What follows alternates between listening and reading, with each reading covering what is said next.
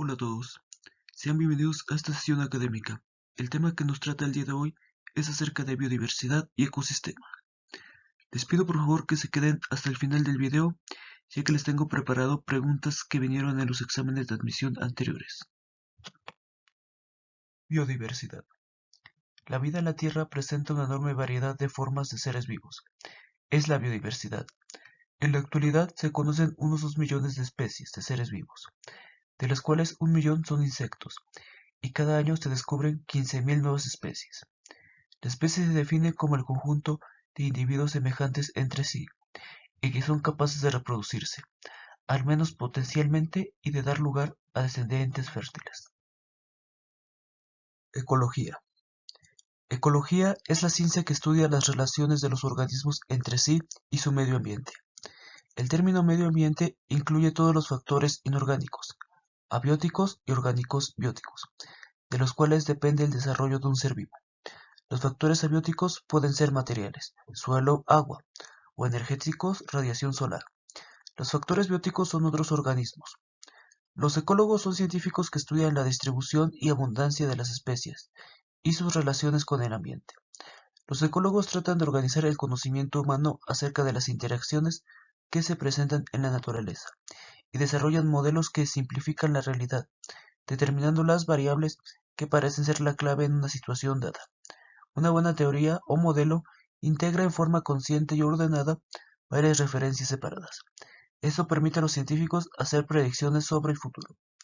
Los modelos pueden ser gráficos, verbales, y los más elaborados se basan en fórmulas matemáticas o estadísticas. Jerarquía ecológica. Los diferentes niveles de organización del espectro biológico han sido considerados por Odum en el año 1971 como sistemas biológicos. Cuando los componentes bióticos, organismos, y los componentes abióticos interactúan entre sí a través de un intercambio de materia y energía, se produce un sistema biológico funcional. Cada uno de los componentes bióticos representa un nivel de organización con características propias y funciones propias. Cada nivel es un sistema diferente con complejidades e interacciones que no se pueden predecir a través del conocimiento de otro nivel. Los ecólogos tratan especialmente los sistemas individual, poblacional, comunidad, el ecosistema y la biosfera como niveles de jerarquía. Los estudios ecológicos se realizan a diferentes niveles de jerarquía, los cuales incluyen individuo, población, comunidad y ecosistema. Individuo.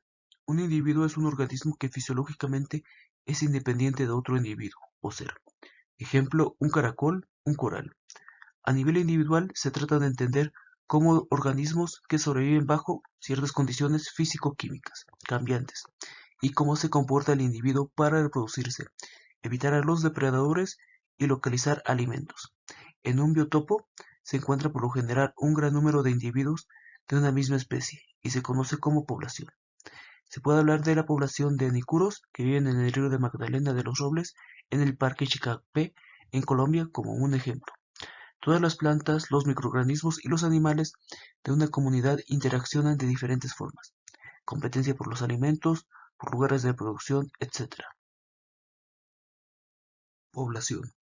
Una población es un grupo de organismos de la misma especie, que responden a los mismos factores ambientales y se mezclan libremente unos con otros. A nivel de población, se desea conocer cómo debe ser el tamaño de la población para garantizar que se reproduzcan suficientes descendientes, para a su vez permitir que la población persista.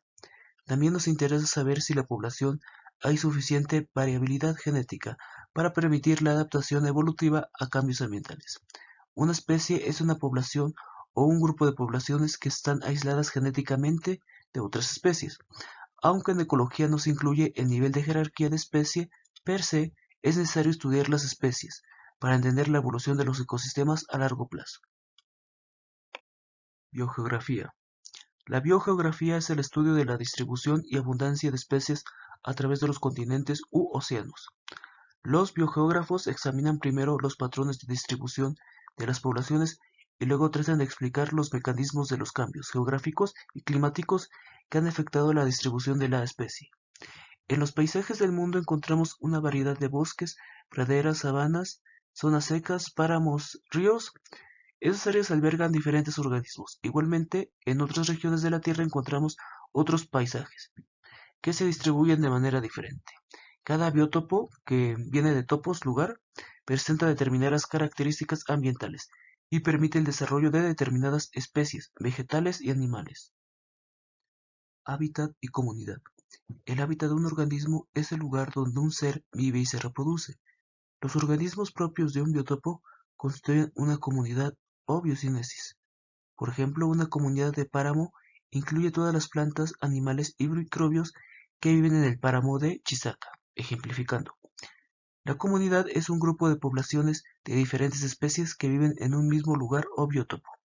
A nivel de comunidad, se trata de buscar las interacciones interespecíficas que podrían causar cambios en el tamaño de las poblaciones de las especies que conviven en un mismo biótopo. Por ejemplo, una población de predadores podría sobreexplotar una especie presa y luego declinar abruptamente. Una especie introducida podría ser más eficiente en usar un recurso limitado y reducir la población de las especies nativas, cuya población declinaría rápidamente. Ecosistema. Se denomina ecosistema a la unidad básica de interacción organismo-ambiente, que resulta de la compleja relación existente entre los elementos vivos e inanimados de un área dada. A nivel de ecosistema estamos interesados en las corrientes marítimas, el tiempo reproductivo de las especies y cualquier hecho o factor que explique la estructura total de un ecosistema. Aunque es conveniente dividir el mundo vivo en ecosistemas diferentes, cualquier investigación revela que rara vez hay límites definidos entre estos, y que nunca están del todo aislados. Muchas especies son parte de dos o más ecosistemas al mismo tiempo, o se trasladan de uno a otro, como ocurre con las aves migratorias. Al pasar de un ecosistema a otro, se observa una gradual disminución de las poblaciones de la comunidad del primer biótopo y un aumento de las poblaciones del siguiente biótopo. Los ecosistemas se superponen gradualmente en una región de transición conocida como ecotono.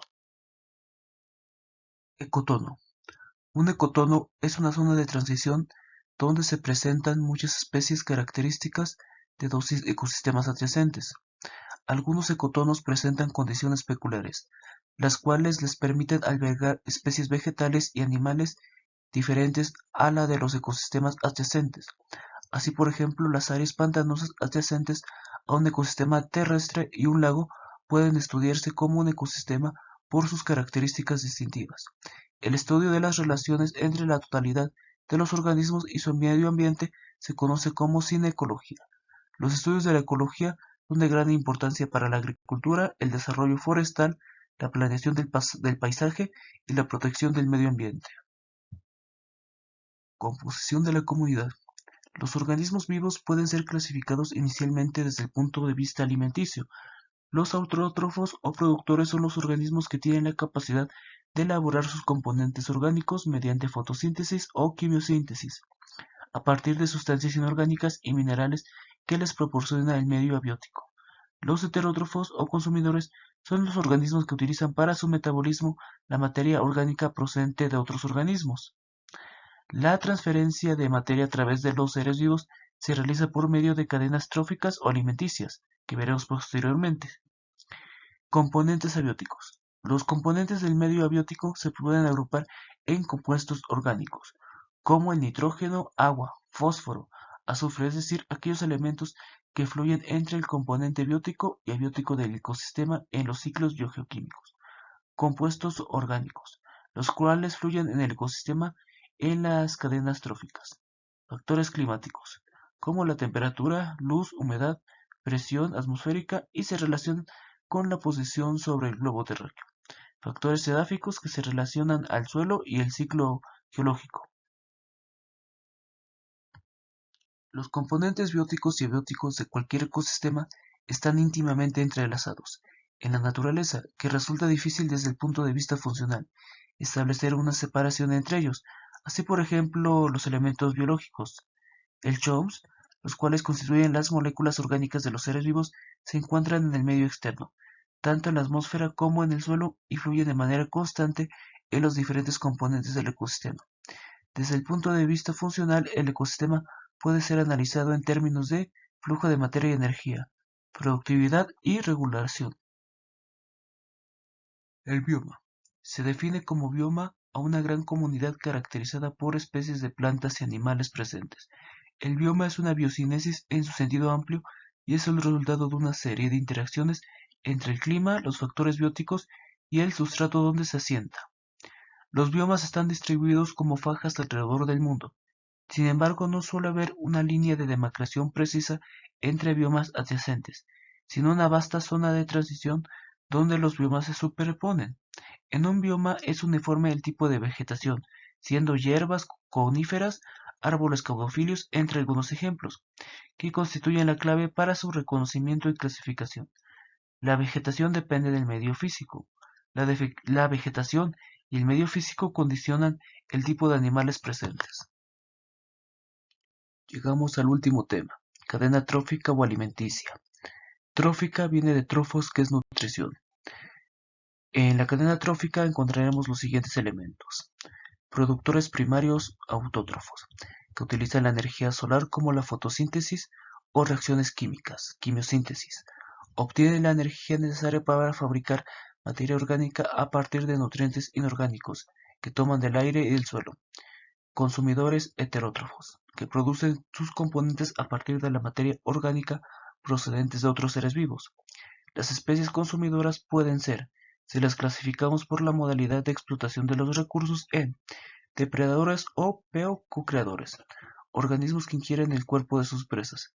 Esta actividad puede llamarse y se llama a veces predación, pero es más común ver usado este término solo para la actividad de los carnívoros, es decir, los consumidores de segundo orden u orden superior.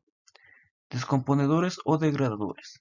Los primeros son aquellos organismos prótrofos como las bacterias y hongos, que aprovechan los residuos por medio de digestión externa seguida de absorción, osmotrofia. Los detritivos son algunos protistas y pequeños animales que devoran. Fagotrofia, los residuos sólidos que se encuentran en el suelo o los sedimentos del fondo, así como animales grandes que se alimentan de cadáveres, que es a lo que se puede llamar propiamente carroñeros. Y por último, los parásitos. Los parásitos se diferencian de los depredadores en que no matan a los animales de que se alimentan. Pueden ser depredadores a su vez, como lo son los parásitos de los grandes herbívoros africanos que devoran por picabueyes y otras aves. También pueden tener sus propios parásitos, de manera que cada parásito primario puede ser la base de una cadena trófica especial de parásitos de distintos órdenes. Los parasitoides son un tipo especial de parásitos que termina matando a su presa o huésped. Consumidores primarios. Los fitófagos o herbívoros devoran a los organismos autótrofos, principalmente plantas o algas. Se alimentan de ellos de forma parasitaria, como hacen por ejemplo los pulgones. Son comensales o simbiontes de plantas, como las abejas, o se especializan en devorar sus restos muertos, como los ácaros orbitarondos o los milipes. Consumidores secundarios. Los zófagos o carnívoros que se alimentan directamente de consumidores primarios, pero también los parásitos de los herbívoros, como por ejemplo el ácaro varroa, que parasita a las abejas malíferas. Consumidores terciarios. Los organismos que incluyen de forma habitual consumidores secundarios en su fuente de alimentos. En este eslabón están los animales dominantes en los ecosistemas, sobre los que influyen en una medida muy superior a su contribución, siempre escasa, a la biomasa total. En el caso de los grandes animales cazadores que consumen incluso otros depredadores, les corresponde ser llamados superpredadores o superdepredadores. En ambiente terrestre son, por ejemplo, las aves de presa y los grandes felinos o cánidos. Estos siempre han sido considerados como una amenaza para los seres humanos y por parecer directamente su predación o por la competencia por los recursos de caza. Ya han sido exterminados de manera a menudo sistemática y llevados a la extinción en muchos casos. En este capítulo entrarían también, además de los predadores, los parásitos y comensales de los carnívoros.